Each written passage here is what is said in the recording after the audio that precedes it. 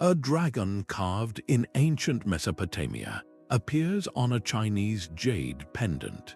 These echoes are not mere chants, but evidence of a forgotten web linking distant empires. This network of mythical beasts was the original internet, carrying ideas and beliefs across continents long before the Silk Road existed. You will discover how legendary creatures like griffins and dragons were not just fantastical stories, but the very threads that stitched ancient civilizations into a single, shared tapestry. How did a creature born in one desert end up guarding a temple on the other side of the world? What does it truly mean when cultures separated by vast oceans dream of the same monster? Are you ready to see history in a completely new light? These channels of exchange were the silent, invisible highways of the ancient world. Long before any official trade agreements, people were moving. They were migrating, exploring, and bartering. Their footsteps carved paths across deserts, through mountain passes, and over vast seas. These routes became the arteries of civilization, and what flowed through them was far more than just silk or spices. Think of a merchant caravan, its camels laden with goods, moving from the heart of India toward the bustling ports of the Roman Empire. Among the treasures is a beautifully carved ivory tusk, its surface etched with the form of a strange beast, part elephant, part fish. This is the Makara, a mythical sea creature from Indian lore. The merchant sells the tusk in a Roman market. The object changes hands, but something else is transferred too. The idea of the Makara, its form and its story, begins to seep into the local imagination. It might inspire a mosaic in a wealthy villa, or the design on a soldier's shield. Over generations, this creature, born in the Indian Ocean, could evolve, merging with local legends to eventually appear on a European family crest as a fierce sea monster. This is how the network functioned. It was not a formal system but a living, breathing process of cultural exchange. Objects moved, and the stories carved into them hitched a ride. Artisans in one land would see a foreign design and reinterpret it, adding their own cultural spin. A symbol of power in Mesopotamia could become a protective charm in China, all because it traveled along these same routes. This shared symbolic language, built over centuries, allowed a griffin from Central Asia to be understood and revered in Egypt. The beast itself was mythical, but the connection it represented was very, very real. The dragon story begins in the hot, dusty plains of Mesopotamia. Here, the Mus Hatchek letter 1, E2, Bus Hatchek S Hatchek U was not a monster to be slain, but a sacred creature. Imagine a serpentine body, the powerful legs of a lion, and the talons of an eagle, all fused into one being. It was a divine attendant to the great god Marduk, a symbol of ultimate power and cosmic order. This was the raw material, the first seed of an idea that would travel further than any Mesopotamian king could ever dream. That seed was carried eastward, through contact with the vast Achaemenid Persian Empire. The Mus Hatchek letter 1e2 Bus Hatchek S Hatchek U transformed. In Persia, it became known as the Ajay Dahaka, a three-headed serpent demon, a creature of chaos and drought. Its meaning had shifted, reflecting the fears and stories of a new culture, yet its serpentine core remained intact. Then, the idea traveled further, along the high mountain passes and emerging trade routes into Central Asia. It finally reached China, where one of the most profound transformations occurred. Here, the dragon shed its demonic skin. It became the Long, a benevolent, snake-like being that embodied imperial authority and the life-giving rains. It was a symbol of harmony, not terror. At the very same time, a different strand of this dragon lore was moving in the opposite direction. Carried west by traders and storytellers, the concept seeped into the Greek world. There, it crystallized into a very different kind of beast. This was the treasure-guarding, fire-breathing creature of European legend, a beast for heroes like Hercules to conquer. From a single archetype in Mesopotamia, two distinct dragons emerged. One became a symbol of benevolent power in the east, the other a test of heroic courage in the west. This was not a coincidence. It was the network in action, proving that ideas are not static. They are living things that adapt, change, and find new meaning with every culture they touch. This fluid journey sets the stage for another incredible hybrid, a creature born from the union of earth and sky. While the dragon's story was one of transformation, the griffin's tale reveals the power of a single, enduring design. This majestic hybrid, with the body of a lion and the head and wings of an eagle, first took shape not in a great empire but on the vast, open Eurasian steppes. It was the nomadic Scythians, master horsemen and goldsmiths who perfected its form. Their intricate golden treasures, adorned with the powerful beast, became a universal currency of prestige. These objects did not stay on the steppe. They traveled, carried along trade routes into the heartlands of Europe and Asia, and with them traveled the griffin.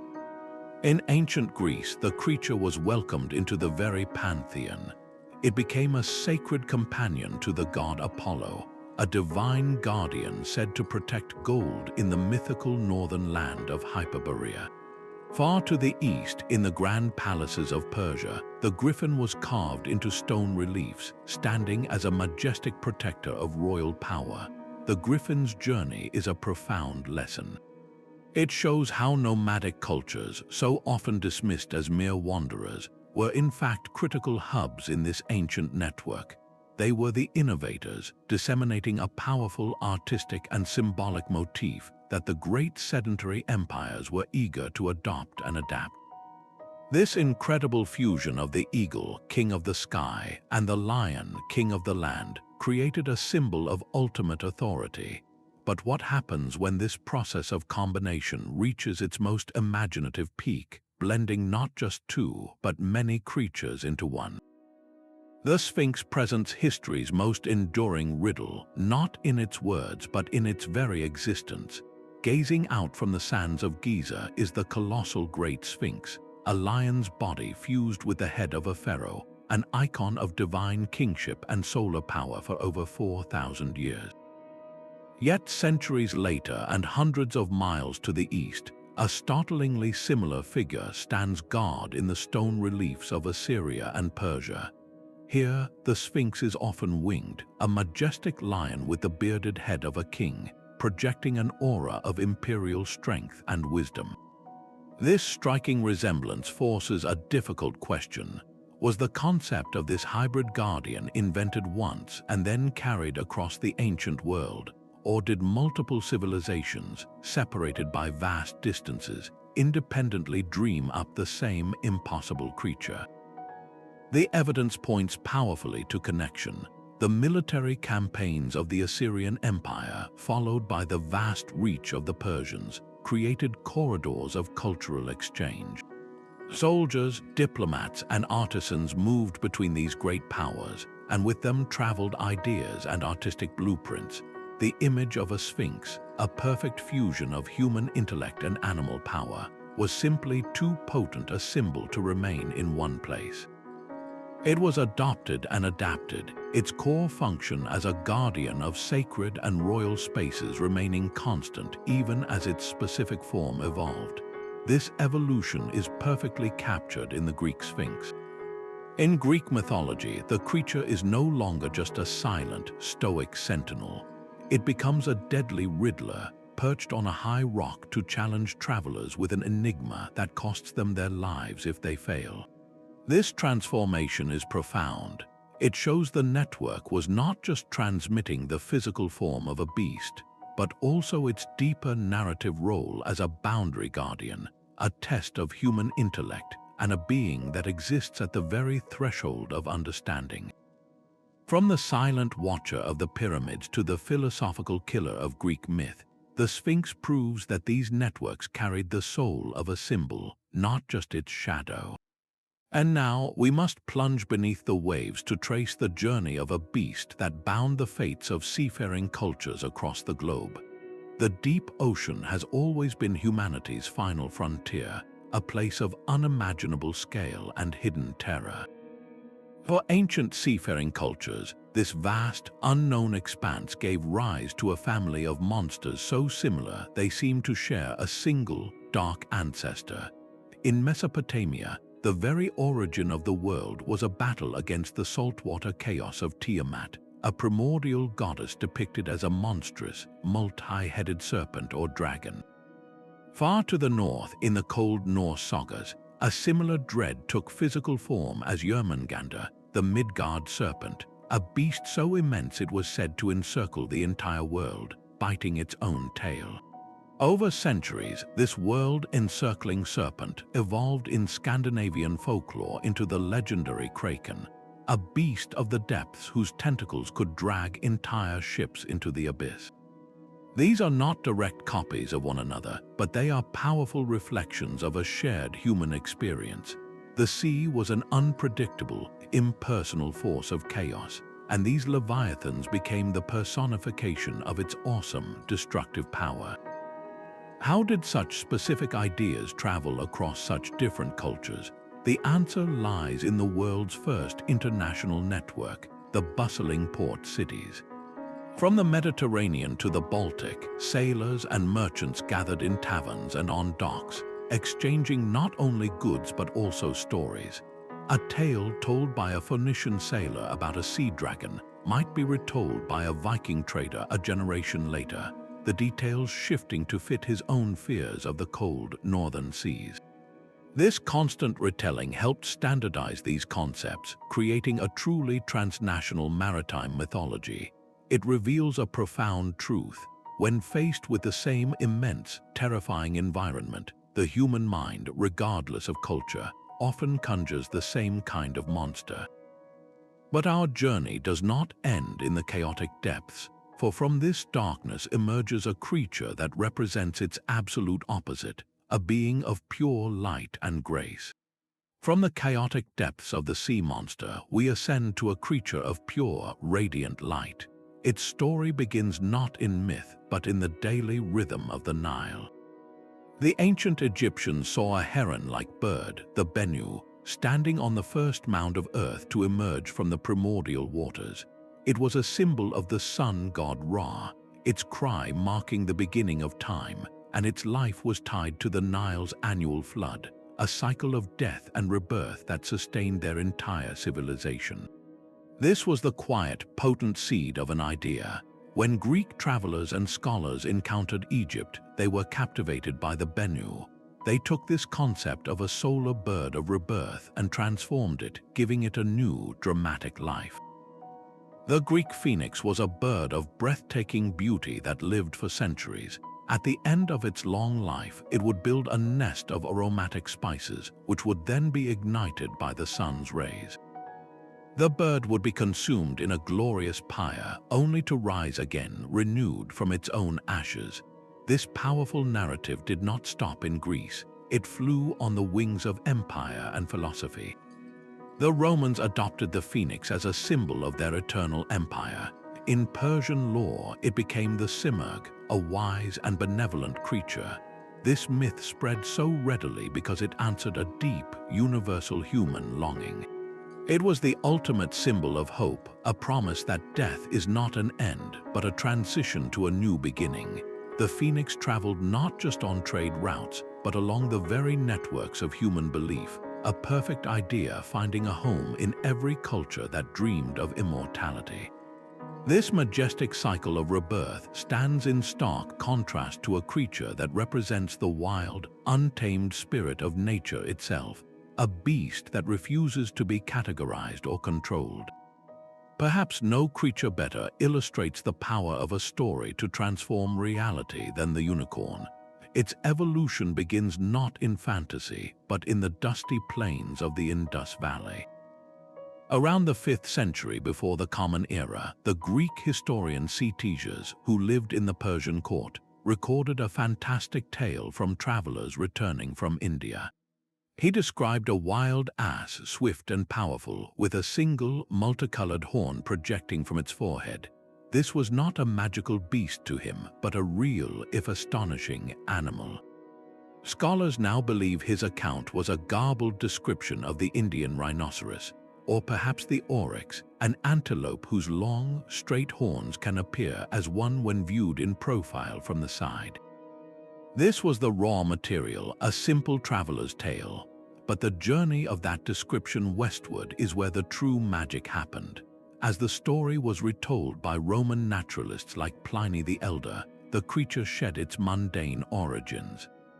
It was no longer a type of wild ass, but a wholly new beast, fierce yet noble, whose horn was said to possess the power to neutralize poisons. This idea traveled along the very same trade routes that carried silks and spices, a piece of exotic lore that captured the imagination of every culture it touched. By the time it reached medieval Europe, the transformation was complete. The unicorn was no longer a strange animal from a distant land. It had become a pure white, horse-like creature, a symbol of divine grace, innocence, and Christ himself. Its capture, famously depicted in countless tapestries, showed it as a creature that could only be tamed by a pure maiden, a powerful allegory for the incarnation. A creature born from a probable misunderstanding of a rhinoceros had become one of the most potent spiritual symbols of the age. This remarkable journey from a real animal to a sacred icon reveals a crucial truth about our network. It was not just a passive channel, it was an active, creative force capable of weaving a completely new mythical entity from the threads of distant observation and local belief. And who were the primary weavers of these intricate mythological tapestries? The great empires themselves. These vast imperial systems were the great amplifiers of the ancient world. The sprawling Achaemenid Persian Empire, a colossal domain connecting the Indus Valley to the banks of the Nile, understood that controlling territory required more than just soldiers and taxes. It demanded a shared symbolic language. To achieve this, the Persian kings transformed their capital at Persepolis into a living gallery of power. Along the grand staircases and towering gateways, they carved an army of stone guardians. The Lamassu, a winged bull with the dignified head of a king, and the regal griffin were not mere decorations. They were deliberate political statements, projecting an image of invincible strength and divine favor to every visiting ambassador, merchant, and tribute bearer. A diplomat from Egypt or a trader from India would see these hybrid beasts and understand one universal message. The power that commanded such mythical protectors was itself superhuman. This was myth in the active voice, a tool of statecraft consciously deployed to unify 100 different cultures under a single, awe-inspiring banner. The momentum of this imperial exchange only accelerated with the whirlwind conquests of Alexander the Great. His campaigns shattered old boundaries and forged a new, interconnected Hellenistic world. In the bustling metropolis of Alexandria, Egyptian, Greek, and Mesopotamian ideas collided and merged in an unprecedented cultural fusion. A Greek sculptor might be commissioned to carve an Egyptian deity. A Babylonian priest could share his star lore with a philosopher from Athens. In this chaotic, vibrant marketplace of beliefs, mythical creatures evolved at a breathtaking pace. The simple griffin of the steppes could now acquire new attributes, its form blending with local beasts to create even more complex hybrids. Imperial roads, administration, and the common tongue of Greek acted like a superhighway for these stories, ensuring they traveled faster and further than ever before.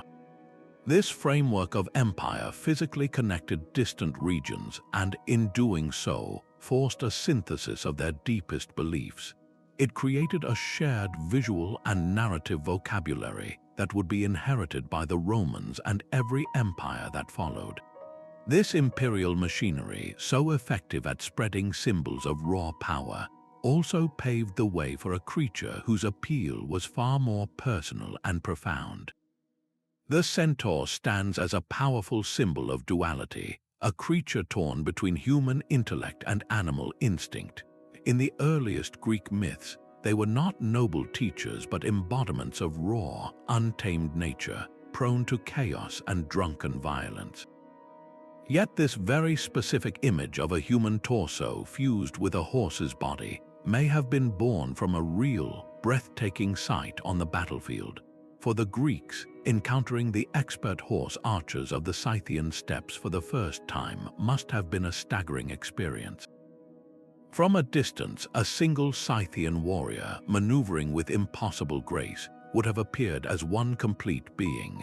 The line between man and mount blurred into a single, centaur-like entity of astonishing power and speed. This was not a case of direct copying, where a Greek artist saw a Scythian and carved a centaur. It was a more profound, conceptual fusion. The awe and perhaps fear inspired by these seemingly hybrid warriors provided the perfect cultural fuel for a myth that explored the very nature of civilization versus the wild. The idea of this powerful equestrian being then traveled and evolved along the well-worn contact zones between the nomadic steppes and the settled empires. In Persia, we see similar concepts in divine beings like Gandharva, a water demon often depicted with a hybrid, equine form. This was not one myth spreading, but a recurring theme emerging from the friction between different worlds. The myth of the centaur is a story born from a literal and metaphorical collision. It represents the moment a settled, agricultural society looks upon a nomadic, horse-based culture and tries to make sense of it, ultimately creating a new being that embodies all the untamed power they both feared and admired. This theme of myths emerging from cultural friction finds its echo in a creature born from a much more personal and internal struggle, a beast that represents the ultimate loss of self. High above the earthly realms of dragons and griffins, another kind of creature soared, one made of pure cosmic harmony. The Simurgh of Persian mythology was not merely a bird, it was a colossal, ancient being of immense wisdom, nesting in the world tree and possessing the power to heal.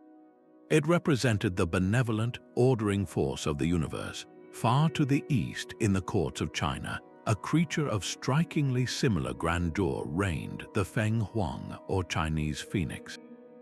This was no fiery rebirther, but a magnificent avian symbol of the empress herself, embodying the perfect balance of yin and yang, and representing virtue, grace, and the arrival of a prosperous new era. How could two such benevolent royal birds, so alike in their majestic purpose, appear in cultures separated by the roof of the world? The answer lies not in direct copying, but in a beautiful, indirect fusion. As Persian art, textiles, and ideas traveled the Silk Road, the powerful image of the Simurgh would have been seen by Chinese artisans and scholars. They did not simply adopt the Persian bird. Instead, they likely recognized a kindred spirit, a symbol that resonated with their own ancient, pre-existing bird deities. The concept of a magnificent, benevolent avian associated with royalty was already present in China. The arrival of the Simurgh's specific imagery and lore acted as a catalyst, enriching and perhaps refining the local tradition into the more defined, deeply philosophical Feng Huang we know today. This is the network at its most subtle, not transmitting a complete myth, but facilitating a creative conversation. It allowed two great civilizations to look upon the same archetype of celestial harmony, and each painted with their own unique cultural colors. Yet for every symbol of cosmic order and heavenly grace, ancient cultures also crafted beings to give form to the profound fear of what lies beneath, in the silent, shadowed underworld. Death itself needed a gatekeeper. For the ancient Greeks, that guardian was Cerberus, a monstrous hound with multiple heads, a serpent for a tail, and an unbreakable duty to prevent the living from entering and the dead from leaving the underworld. This terrifying concept of a canine sentinel for the afterlife was not unique to the shores of the Mediterranean. Far to the east, in the rich tapestry of Hindu mythology, the god of death, Yama, was served by two four-eyed dogs named Sharvara and Shyama. These were not mindless beasts, but wise, swift messengers who tracked the souls of the deceased. Meanwhile, in the frozen north of Norse legend, the entrance to the underworld of hell was barred by Garma, a chained hound whose howls were said to foretell doom, his chest stained red with the blood of battles to come. A Greek hellhound, a Hindu psychopomp, and a Norse harbinger of Ragnarok. They are not carbon copies, but their shared core is undeniable. How did three cultures separated by continents and centuries all decide that the perfect guardian for the realm of the dead was a supernatural dog? The answer lies not in the trade of goods, but in the migration of people and their most ancient stories. Linguists and mythologists trace this common thread back to a hypothetical ancestor culture, the Proto-Indo-Europeans. This vast prehistoric people, who likely lived on the steppes thousands of years before the rise of any empire, spoke a language that would eventually branch into Greek, Sanskrit, and Old Norse. They also carried with them a foundational mythology. It seems they told tales of a divine pair of dogs, the companions of a god of the otherworld. As these people dispersed across Eurasia over millennia, their languages diversified and their myths evolved in isolation. In Greece, the twin dogs merged and transformed into the multi-headed monster Cerberus. In India, they remained as Yama's faithful, four-eyed hounds. In Scandinavia, the concept crystallized into the lone, fearsome Garma.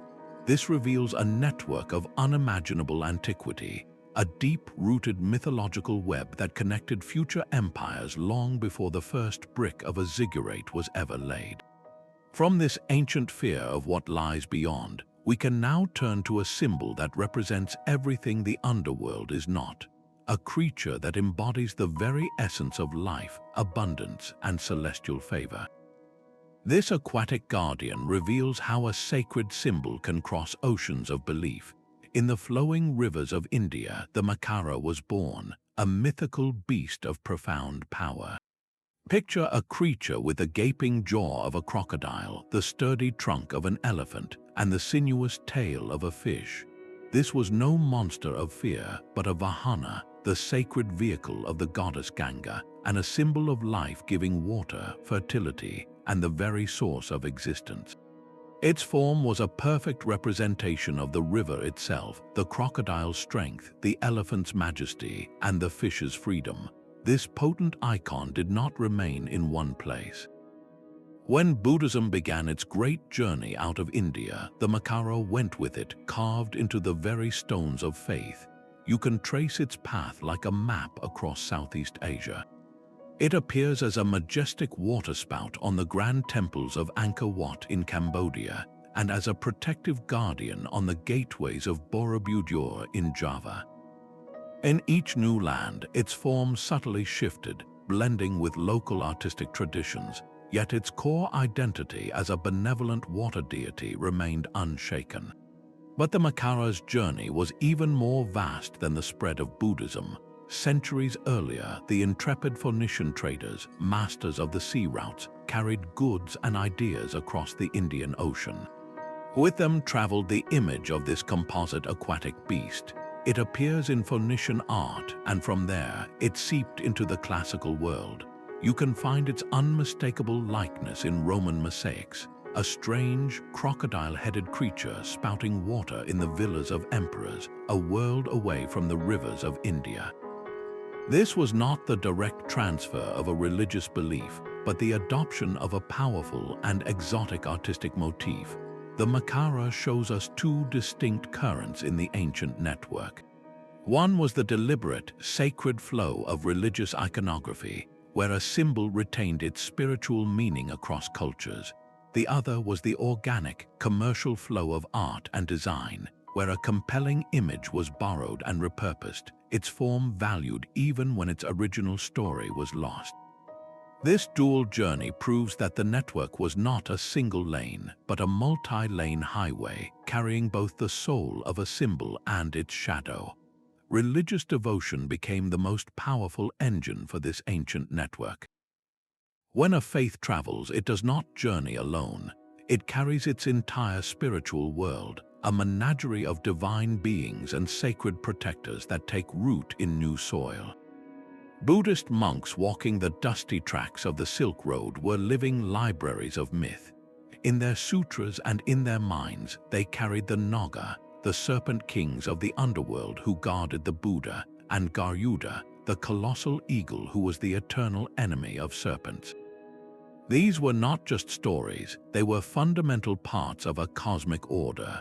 As Buddhism settled in the oasis towns of Central Asia, and later in the courts of China and Japan, these creatures were carved into temple gateways and painted onto sacred scrolls. The Naga, for instance, seamlessly blended with China's own dragon lore, its role as a water deity and protector, making it a natural fit within the new cultural landscape. The faith provided a profound reason for their adoption. People were not just appreciating an exotic artwork, they were accepting a new spiritual reality where these beings held power. This was transmission with conviction, ensuring the creatures were revered, not merely replicated. A similar transformation occurred in the West with the spread of Christianity. Early missionaries faced a world steeped in pagan beliefs. Instead of erasing every existing symbol, they often masterfully repurposed them. The four evangelists were each assigned a living creature. Mark was symbolized by the lion, an animal long associated with the sun god in Mediterranean cultures, from the Egyptian Sekhmet to the Greek Helios. By adopting this powerful, regal symbol, the new faith connected itself to ancient ideas of strength and divine authority, making its message more familiar and potent to converts. The pagan lion of the sun was reborn as the Lion of Saint Mark, a guardian of the gospel. This was not a loss of meaning, but a transfer of it. Religion provided a ready-made framework, a compelling story that gave these ancient beasts a new divine purpose and ensured their survival for millennia. This spiritual fervor supercharged the network, but it also raises a fascinating question. What happens when the flow of ideas is not a gentle merging, but a violent collision between two entirely separate worlds? Soaring above the earthly struggles of gods and demons is Garuda, the golden-feathered king of birds. In the rich tapestry of Hindu mythology, he is no mere beast, but a divine being of immense power, a loyal mount for the great god Vishnu, and a sworn enemy to the serpentine Nagas. His story is one of devotion and liberation, a narrative so compelling it could not be contained by a single faith.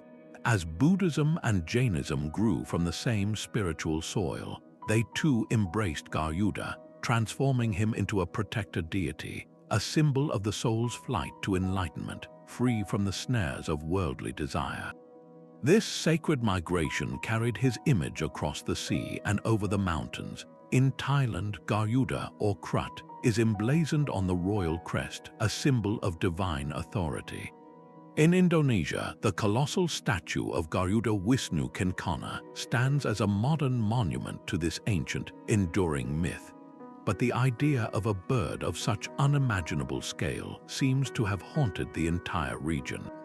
In ancient Mesopotamia, the Anzu bird was a divine storm creature, a thief of the tablets of destiny, depicted as a massive eagle lion. Centuries later, in the tales of Sinbad the Sailor, the roc was a bird so vast its shadow darkened the sky, capable of lifting elephants to feed its young.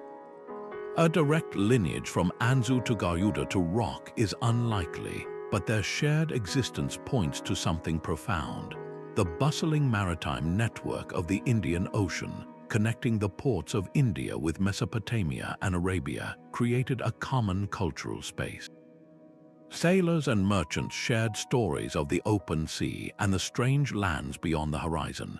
In this world of immense distances and powerful nature, the human mind, seeking to express the ultimate in majesty and power, repeatedly envisioned the same archetype, a bird so grand it could bridge the heavens and the earth. This shared imagination sets the stage for a final, remarkable synthesis, a creature born not from a single culture, but from the direct, deliberate fusion of two great empires. Long before the pyramids defined the skyline, two nascent civilizations were already sharing a secret. The Serpopod stands as one of history's most enigmatic and specific hybrids, a creature with the powerful, spotted body of a leopard fused to the elongated neck and head of a serpent. Its image is not found scattered across the ages, but concentrated in a brief, brilliant flash at the very dawn of recorded history. You can see it coiled in conflict on Mesopotamian cosmetic palettes, and just as vividly, it appears on the Nama palette in Egypt, a foundational artifact celebrating the unification of the two lands around 3,100 years before the Common Era. This is not a case of a vague idea slowly drifting across continents. This is the same impossible creature, captured in art at nearly the same moment in two different cradles of civilization. The implications are staggering. It suggests a direct and meaningful connection between the Nile Valley and the lands of the Tigris and Euphrates, a connection that existed before either region had fully formed into the empires we know today. How did this happen? The answer lies in those very first tentative explorations beyond familiar horizons. Even in this prehistoric era, there were trade routes, paths worn by the movement of obsidian, lapis lazuli, and other precious goods. Along these nascent highways moved more than material wealth. Artisans and elites were exchanging a symbolic language, a set of powerful ideas about nature, power, and the cosmos, with the Serpopod as its vivid vocabulary. This beast may have represented the chaotic, untamed power of the wild, a force that early kings sought to control and master, as depicted by the leashes held by the figures on the Nama palette. Its serpentine neck could symbolize the winding river, while its feline body embodied the predatory strength of the desert. This shared motif proves that the network of mythical beasts is not a later development of established empires, but a fundamental part of the human story from the very beginning. Our oldest civilizations were not isolated experiments. They were neighbors whispering to each other in a language of fantastic creatures, and in doing so, they were weaving the first threads of a global tapestry. A giraffe presented at the Ming Dynasty court seemed to step directly out of an ancient prophecy. Chinese scholars and officials gazed in awe at this living marvel, its impossible height and gentle eyes, its coat patterned like cracked jade. They did not see an exotic African animal. They declared it a Qilin, the ultimate benevolent omen. This moment reveals a fascinating dialogue between the mythical world and the tangible one. The Qilin itself is a creature of profound Chinese symbolism, a composite being with the body of a deer, the tail of an ox, and a single horn of flesh, though it is often depicted with antlers. It is so gentle its footsteps do not crush a blade of grass, and its arrival heralds the birth or death of a sage emperor, signaling a time of perfect harmony. The myth was already ancient, deeply woven into the culture's fabric, so when Arab traders navigating the same maritime networks that carried spices and silks brought a giraffe to the Chinese court, they were not introducing a new idea.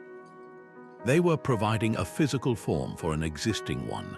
The network supplied a real-world anchor. The giraffe's long neck could be seen as antler-like. Its quiet nature matched the Qilin's benevolence, and its sheer rarity confirmed its celestial origin. This encounter did not create the Qilin, but it powerfully reinforced it, reshaping the myth by giving it a face. It demonstrated that these ancient trade routes were not just moving stories. They were occasionally delivering the very evidence that made those stories feel undeniably, magically real. This constant interplay between belief and observation, between the beast dreamed and the beast seen, is the hidden pulse of our entire story. The Lamassu stood as a mountain of carved stone, a silent declaration of imperial might, guarding the gates of Assyrian palaces like Persepolis. This was more than a statue. It was psychological warfare in alabaster and limestone.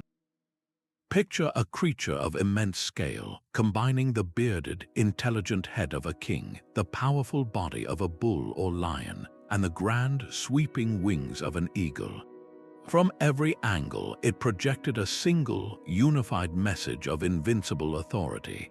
A visiting diplomat from a rival kingdom would have to walk between these colossal figures, feeling their stone gaze, understanding that the power which commanded such mythical guardians was not to be challenged. This was myth meticulously engineered for statecraft, a deliberate fusion of the strongest earthly attributes into one divine protector. As the Assyrian Empire expanded its reach through trade and conquest, the image of the Lamassu traveled far beyond its palace gates. Neighboring cultures like the Eurasians and the Phoenicians saw these awe-inspiring sentinels, and the core concept of the winged hybrid guardian took root in their own artistic traditions. The specific form of the Lamassu might fade, but its conceptual DNA proved incredibly resilient.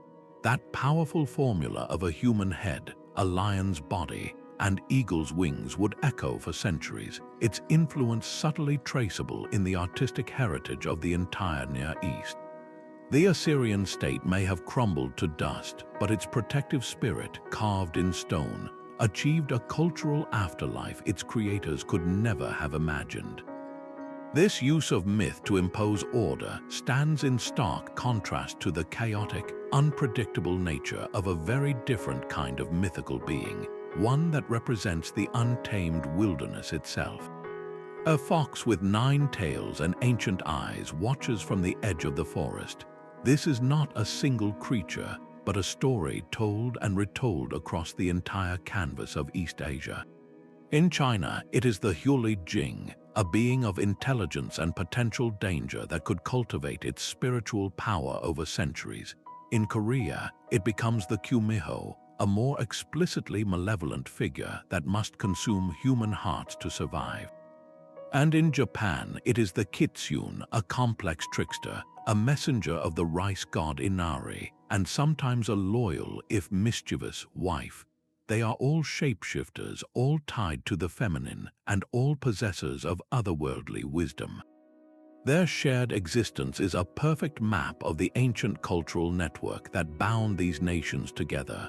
The routes were not just of silk and spice, but of Buddhist sutras carried by monks and Confucian texts studied by scholars. As these ideas traveled, the fox spirit hitched a ride, its core identity remaining intact while its moral alignment shifted dramatically to mirror local anxieties. A culture that revered the natural world might see the fox as a divine messenger. A society with strict social hierarchies might cast it as a dangerous seductress threatening the established order. This single mythical archetype became a flexible vessel for exploring everything from the untamed power of nature to the complex, often feared, autonomy of women.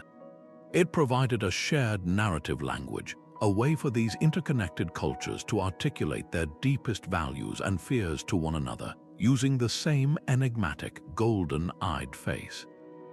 From this pervasive spirit of the wild, we can trace the path of a very different kind of wanderer, one whose legend was forged not in forests, but in the crucible of the sea. But the most resilient network was not carved in stone or carried on merchant ships. It was woven from the very breath of human conversation. Long before empires standardized myths for their own glory, the ancient world hummed with shared narrative spaces. In the crowded marketplaces of Mesopotamia, a storyteller's voice would rise above the din, recounting the terrifying roar of Humbaba, the monstrous guardian of the cedar forest from the Epic of Gilgamesh. That same story, written on clay tablets, was read in the royal courts of the Hittites and the Egyptians, making Humbaba a Near Eastern celebrity. Centuries later and a world away, the wandering bards of Greece performed the Homeric epics, their verses about the Cyclops and Scylla echoing in Athenian theaters and around Spartan campfires. These were not isolated cultural events. They were a decentralized living library. A Greek mercenary, having served in the Persian army, might sit by a fire in his Macedonian village and recount a tale he'd heard about a great winged beast. His telling would blend details from the Persian Simurgh with the Greek Griffin, creating a new, hybrid creature in the minds of his listeners. This oral network was a powerful, organic force. It required no roads, acknowledged no borders, and was fueled by the universal human desire for a good story. Every retelling was an act of reinterpretation, a chance for a mythical beast to shed an old skin and grow a new one, adapting effortlessly to the fears, values, and landscapes of its latest audience. This ensured that myths were never frozen in time. They were living, breathing entities, constantly evolving through the simplest and most profound of human acts, the shared story. Even a whisper of its name could bring a chill to a medieval village. The Basilisk was called the King of Serpents, a creature whose very gaze was fatal. Its story, however, begins not in a dark European forest, but under the harsh sun of the Libyan desert. Greek and Roman naturalists, like the ever-curious Pliny the Elder, described it not as a monster, but as a small, venomous snake, perhaps no more than 12 fingers long, yet so deadly its hiss could drive other creatures away, and its bite was instantly lethal. This was the raw report, an entry in a scientific ledger. The creature was terrifying, but it was still an animal. Then, the written word took over.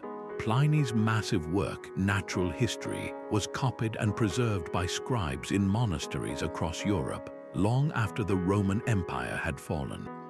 His description of this little desert snake was read and reread in silent, candle-lit scriptoriums, isolated from the creature's original environment and fueled by a growing Christian symbolic tradition that saw the serpent as the ultimate embodiment of evil. The medieval mind began to reforge the basilisk. It could no longer be just a snake. It grew wings, or sometimes the head and legs of a rooster, becoming the monstrous cockatrice. Its powers escalated from a venomous bite to a gaze that could turn a man to stone and a breath that could wither the very grass it walked upon. This transformation reveals a crucial, often overlooked channel in our ancient network, the scholarly one. The written word acted as a time capsule, preserving a seed of an idea for centuries. When that seed was later planted in the fertile, symbol-rich soil of a new culture, it did not simply grow. It mutated into something entirely new, a perfect hybrid of classical learning and medieval dread. Deep within the labyrinth, the Minotaur's roar echoes a fear as old as civilization itself. This half-man, half-bull trapped in a maze of stone feels uniquely Greek, a cornerstone of Athenian legend. Yet its components, the hybrid bull-man and the inescapable labyrinth, appear separately in the cultural DNA of its neighbors. The mighty Lamassu of Mesopotamia was a bull with the head of a king, a guardian of sacred and royal spaces. And the idea of the labyrinth, a complex, twisting structure designed to confuse and contain, is found etched on rocks from prehistoric times and woven into legends across the ancient world. This is not a case of one culture copying another's monster. Instead, it reveals the network transmitting something more abstract, a set of powerful psychological building blocks. The bull was a near-universal symbol of untamed strength and virility across the Mediterranean. The labyrinth represented a profound psychological journey, a descent into chaos and the struggle to find order and escape. When these two potent symbols collided in the Greek imagination, perhaps influenced by tales of Minoan bull-leaping rituals and the sprawling, confusing ruins of old palaces on Crete, they crystallized into the specific, terrifying myth of the Minotaur. The story gave form to a universal anxiety, the fear of the beast within, the monstrous part of ourselves that we lock away in a maze of our own making, and the hero's perilous journey to confront it. This demonstrates that the ancient network was not merely a courier for physical art.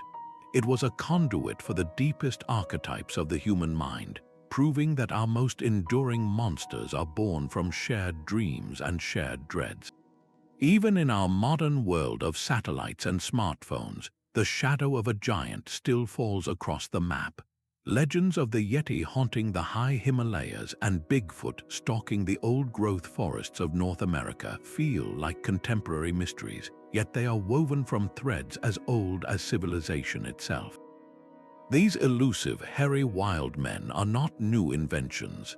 They are the latest incarnations of a primal human archetype, the wild man who lives just beyond the edge of our understanding. In the ancient epic of Gilgamesh, the hero's first companion is Enkidu, a wild man covered in shaggy hair who lives among the beasts, a figure of raw, untamed nature who must be civilized. The Greek satyrs, with their goat-like features and chaotic energy, embodied this same unrestrained, instinctual force lurking at the boundaries of the ordered world. What is the deep, psychological need that makes us see these same figures in every uncharted wilderness? When faced with a vast, blank space on the map, the human mind instinctively populates it. The remote mountains and the deep, dark forests become the perfect canvas for our oldest fears and fascinations. We project onto these landscapes a being that represents everything we have left behind, a mirror of our own primal past. The Yeti and Bigfoot are the modern embodiments of this timeless pattern, proving that the network of myth is not just a relic of ancient empires. It is a living, psychological network, a fundamental part of how we process the unknown, regardless of the century. This enduring power of the wild man archetype reveals just how deeply our shared stories are etched, not only in our minds but in the very art we create. A single golden bracelet can whisper an entire history of exchange. Discovered within the Oxus treasure, a trove of Achaemenid Persian artifacts, is a griffin-headed armlet of breathtaking craftsmanship. This is not just a piece of jewelry, it is a concentrated node of cultural power. The creature's stylized head, with its fierce eagle's beak and alert ears, represents a specific artistic formula that was perfected in the Persian Empire. When Greek artisans encountered objects like this through trade or conflict, they saw a symbol of immense prestige and raw, untamed nature. They did not simply copy it, they absorbed its essence, reinterpreting the Persian griffin into the more naturalistic, muscular form that would later guard the treasures of Apollo in their own myths. This object was a blueprint traveling along imperial highways and silently instructing a new culture on the visual language of power. The same process unfolds in reverse across the continent. A Han Dynasty bronze mirror, unearthed far from China in the sands of Central Asia, might gleam with the form of a dragon. Yet upon closer inspection, this long possesses subtle quirks, a twist in its body or a flourish in its mane that echoes artistic conventions from Persia or even further west. This dragon did not spring wholly formed from Chinese soil. It was a conversation, its final form shaped by centuries of exposure to foreign ideas carried on the wind. These artifacts were never inert decorations. A griffin bracelet on a chieftain's arm proclaimed his connection to a wider world of luxury and influence. A dragon mirror given as a diplomatic gift was more than a token. It was a piece of one empire's cosmic worldview, deliberately shared with another. Even when looted as war booty, these objects lost none of their potency, instead imposing the mythical vocabulary of the victor upon the defeated. By tracing the provenance of these treasures, we can plot precise coordinates on a map of cultural transmission. The griffin's journey from Persian gold to Greek pottery, the dragon's evolution from a Central Asian prototype to an Imperial Chinese emblem. These routes are written in metal and stone.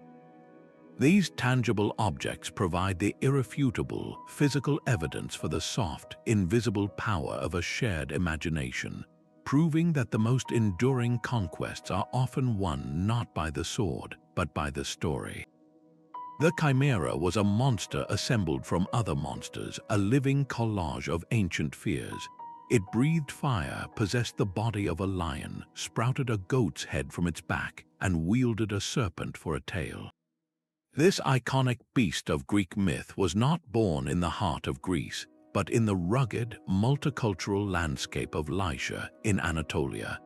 This region was a true crossroads, a vibrant and chaotic melting pot where Hittite storm gods met Luwian mountain deities and where echoes of Mesopotamian myth resonated in local tales. For centuries, Anatolia served as a bridge, a place where the symbolic animals of these great traditions lived side by side in the human imagination. The lion, a Near Eastern symbol of royal power, the goat, an emblem of mountainous terrain and untamed nature, and the serpent, a nearly universal representation of chthonic power and the underworld, were all potent symbols in their own right. Greek poets and travelers, encountering this rich tapestry of beliefs in the Anatolian borderlands, did not merely adopt a foreign creature. They performed a creative act of synthesis, fusing these three distinct archetypes into a single, terrifying new entity. The Chimera was not a pure import from the East, nor was it a purely Greek invention. It was a hybrid born in a cultural crucible, a product of the contact zone where different worlds met, traded, and fought.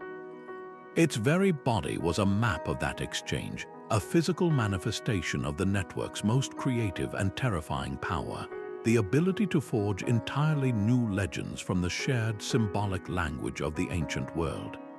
This process of imaginative fusion raises a compelling question. What other creatures were born not from a single culture's mind, but from the friction between them? The serpent's coiled form is a universal script written in the earth and water of nearly every ancient culture. In the temples of India, this primal energy finds its most elaborate expression in the Naga, beings of profound duality. They are not mere snakes but semi-divine entities, often depicted with multiple cobra hoods fanning out behind a serene, human face. They rule the hidden realms, the depths of rivers and lakes, the subterranean world of glittering gems and secret treasures. As guardians of fertility and the life-giving waters, their blessing was essential for the harvest, yet their wrath could bring flood and drought. This specific, complex deity was born in the Indian subcontinent, but the archetype of the powerful serpent was already ancient. You can see its echo in the Mesopotamian mus letter 1e2, bus u, the dragon serpent attendant of the gods, and feel its presence in the Greek python, the earth dragon slain by Apollo at Delphi. The world was already whispering about serpentine power. Then, Indian merchants and monks gave that whisper a name and a face. As Buddhism spread across the sea routes to Southeast Asia, the Naga traveled not as a foreign invader, but as a naturalized citizen of the spirit world. In Cambodia, at the magnificent temple of Angkor Wat, they are everywhere. The grand balustrades are formed by the massive, multi-headed bodies of Nagas, held by gods and demons in a dramatic depiction of the churning of the ocean of milk. Here, they are not just water spirits, they are the very pivot of a cosmic event, the rope used to churn the universe itself into being. In Indonesia, the Naga became intertwined with local ancestor spirits and nature deities, their forms blending with indigenous artistic styles to become protective patrons of villages and kingdoms. This seamless integration reveals a crucial truth. The network did not just transport a rigid icon. It delivered a flexible concept, a role that needed to be filled. Every agricultural society understood the critical importance of water and the earth's fertility.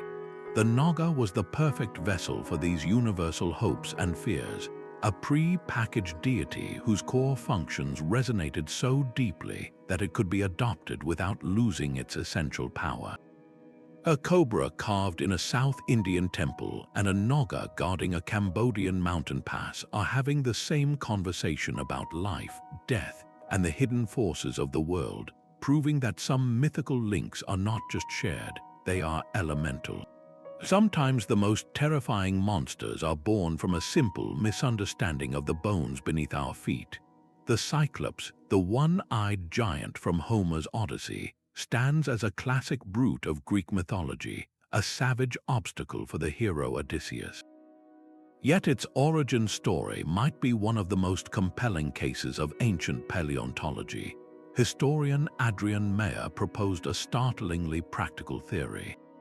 She suggested that the myth sprang not from pure imagination, but from the accidental discovery of prehistoric dwarf elephant skulls found in caves across Cyprus, Crete, and Sicily.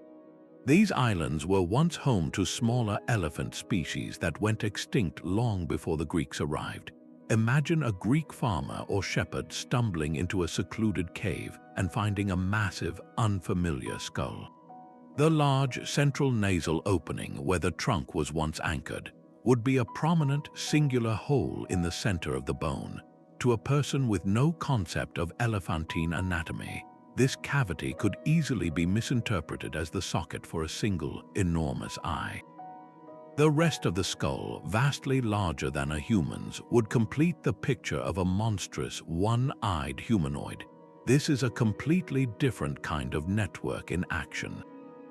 It was not a highway for stories or trade goods, but a hidden web of fossil evidence scattered across the landscape by natural history. The ancient Greeks were brilliant rationalizers. They looked at these physical remains and tried to make sense of them using the only framework they had, their own mythology and understanding of biology. They assembled the evidence before them and logically, though incorrectly, reconstructed a living, breathing monster. This process shows that the physical world itself was a direct participant in feeding the ancient imagination. The earth offered up its own strange artifacts, and human creativity did the rest, weaving bones into legends and transforming fossilized remains into the stuff of epic poetry. What other legendary beings might be waiting patiently in the geological record for us to finally understand their true nature? The fear of the wolf within is a ghost that haunts every forest. From the snarling werewolf of European folklore to the chilling skin walker of Navajo tradition and the foxwere of China, the idea of a human shedding their skin to become a beast is a global phenomenon. These stories are not a single myth that traveled, but separate eruptions of the same deep-seated human terror. They explore the fragile line between our civilized selves and the primal instincts we struggle to contain. In a world where the wilderness was a very real and present danger, the wolf embodied everything humanity feared losing to, a perfect symbol of raw, untamed nature. This archetype gave a face to our deepest anxiety, the possibility that the beast is not outside, but lurking just beneath our own skin. Yet one culture took this universal dread and gave it a specific, unforgettable shape. The Roman poet Ovid immortalized the tale of King Lycaon, a man so impious he served human flesh to the god Jupiter. As punishment, the king was transformed into a howling wolf, his clothing becoming fur, his rage forever animalistic. This specific story, packaged in the powerful vehicle of Latin literature, was then broadcast across the entire Roman Empire. Legionaries carried the tale to the misty shores of Britain, and administrators recited it in the outposts of North Africa. The Roman version of the werewolf, born from divine punishment and a loss of humanity, became a dominant strain, overwriting local variants and planting a singular, terrifying image in the mind of medieval Europe. It proves that while the fear of transformation is a universal human constant, The specific monsters we create are often shaped by the most powerful storytellers of the age. The Phoenicians did not carve their gods in marble, but they painted them on the hulls of their ships. As the greatest seafarers of the ancient world, their vessels were floating galleries, their cargo holds filled with ivory, glass, and metalwork, all etched with a shared visual language. Among the most persistent of these motifs was the hippocampus. This was not yet a mount for a god, but a perfect symbol for a people who lived by the sea. It combined the speed and strength of the horse with the fluid grace of a fish, a creature born from the very element that gave the Phoenicians their wealth and their identity. When their merchant galleys docked in the ports of Greece and Italy, they brought more than goods. They delivered a ready-made symbol of maritime power, an image that local artisans found irresistible. The Etruscans, another culture with a deep connection to the sea, eagerly adopted the hippocampus, weaving it into their own vibrant art. But the true transformation occurred when the Greeks, with their genius for personifying natural forces, saw this hybrid beast. They already had a god for the sea, the mighty Poseidon. What better steed for such a tempestuous deity than a creature that was the ocean itself incarnate, a being that could charge through the waves with the fury of a stallion? The practical symbol of a trading nation was thus reborn as the divine vehicle of an Olympian power. This was not a theft of an idea, but a profound act of cultural absorption. The Greeks recognized a powerful concept and elevated it, giving it a narrative home and a divine purpose it had never possessed before. The Romans, in turn, inherited this now sacred creature, placing it firmly in the hands of their own sea god, Neptune. The journey of the hippocampus reveals a crucial layer of the ancient network. It was not only empires and religions that spread these beasts, but specialized, mobile groups like the Phoenician merchants. Their trade routes became the delivery system for a menagerie of ideas, proving that sometimes the most enduring myths began not in a temple, but in a marketplace. A colossal bird soars above the North American plains, its immense wings beating the air into a roaring thunderclap. This is the thunderbird, a sacred being from countless native traditions, a creature whose very flight commands the storm. Yet if we listen closely, we can hear its echo in the most unexpected places. In the ancient forests of Slavic Europe, the prophetic bird Gamaon foretold the future with a voice that rumbled like the coming weather. Across the sea in Japan, the Reiju, a beast that could take the form of a wolf or a weasel, was the living embodiment of lightning riding down from the clouds to earth. And high on Mount Olympus, the eagle of Zeus was not just a symbol, but the god's own weapon-bearer, carrying his thunderbolts to strike down those who defied him. A Native American guardian, a Slavic oracle, a Japanese lightning beast, and a Greek divine messenger, they are not the same creature, and their stories never directly touched. There was no trade route carrying the legend of the Thunderbird to Japan, no merchant ship exchanging tales of Gamaon with Greek sailors. So why do these distinct cultures, separated by vast oceans and millennia, all point to the sky and envision a powerful avian force behind the storm's fury? The connection lies not in a network of roads, but in the very wiring of the human mind. When faced with the awesome, untamable power of a thunderstorm, the human brain seeks a cause. The booming shock of thunder does not feel random, it feels intentional, like the flap of a mighty wing. The blinding crack of lightning seems like a thrown spear or a claw slash across the heavens. It is a universal human impulse to personify the immense, chaotic forces of nature, to give them a face and a form we can almost understand.